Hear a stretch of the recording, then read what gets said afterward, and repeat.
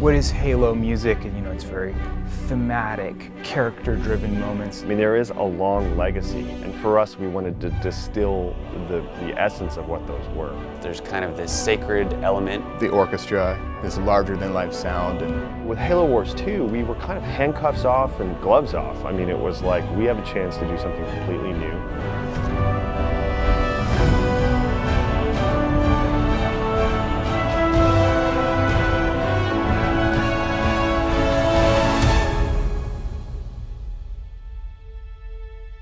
When I sat down with Brian and said, hey, we want to launch a whole nother score, rebirth the whole franchise, or a part of our existing franchise, how are we going to do that? And so we thought, well, let's call Gordy.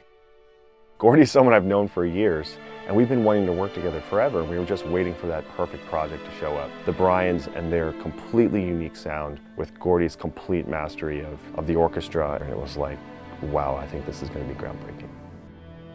Something that I wanted to do, and we discussed this in the beginning, was approach this score very thematically. So each character having a theme and sort of a more old-fashioned traditional approach to the score, but done in a modern way. We wanted new themes and that still kind of feels like Halo, but it also moves the story further and taking the sound into the sort of next generation of Halo music. With Atriox, he's a brute and this huge intimidating character. There's a darkness to a lot of the sound texture with him. He's a tragic figure in an interesting way. There's sort of a sadness and a hope.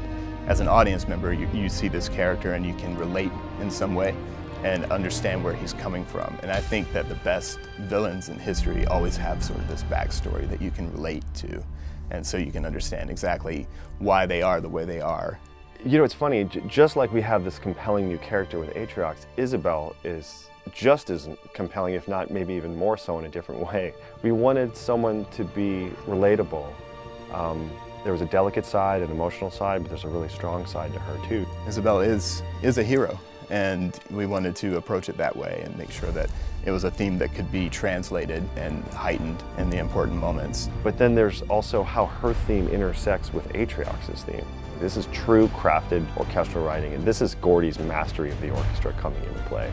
For me, it was a great challenge to actually get in and study the sound, sort of the harmonic language of the Halo world.